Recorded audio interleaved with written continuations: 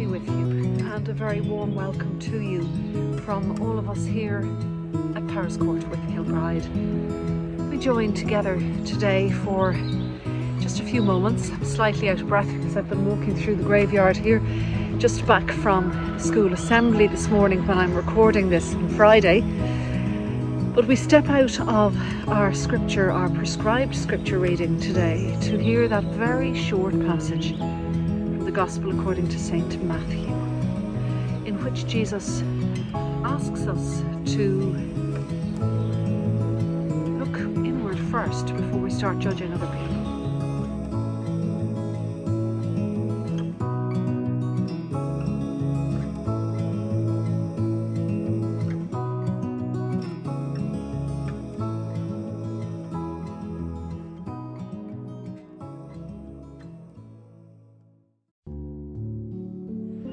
But first, we step out of our busy lives, find a place of quiet, to connect with the ever-present Christ in our lives.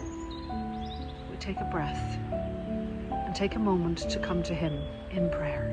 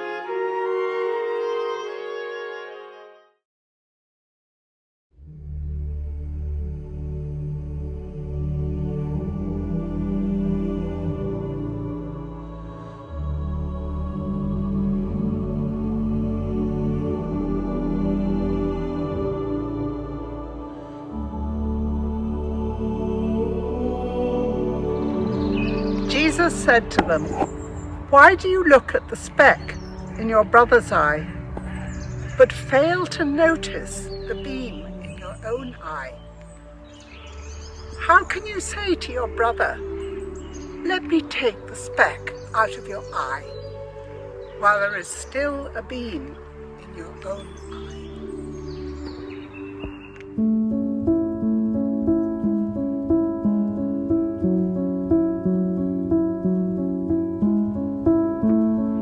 I am not qualified to speak about the ego as such, except I suppose my understanding of it is it's our idea of ourselves. It's possibly the layers around ourselves that have been formed by the lives that we have led, by our society, our family, the expectations of both that influence around us and the expectations of ourselves.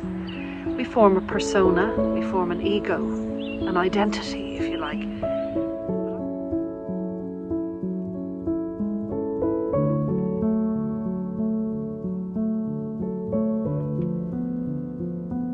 The ego is very world-based, and I don't mean that in a negative way or in a bad way, but that it is the surface level, the surface layers of ourselves is the ego, beneath which lies the more spiritual side, the soul.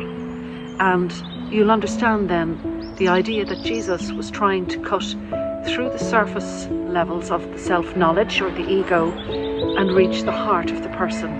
And we're told that he knew everybody's heart anyway.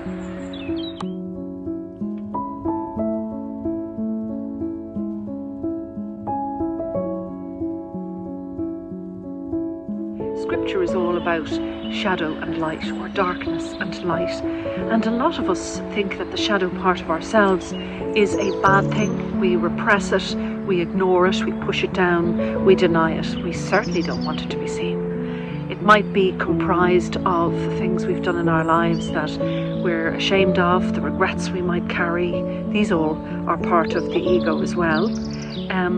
Or it might just be some parts of ourselves, who we are, that we just want to keep to ourselves because we're not really that proud of them.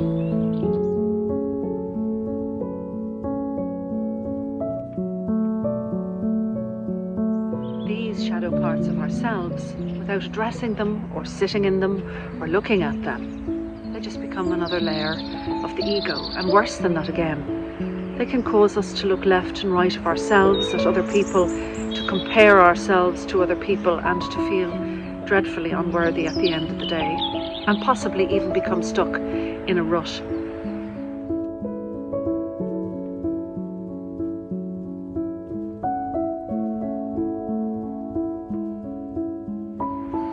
Jesus wanted to dig down deeper beneath the layers of the outer shell, the ego, into the heart of the person. He wanted people to connect with that divine source that already existed within them.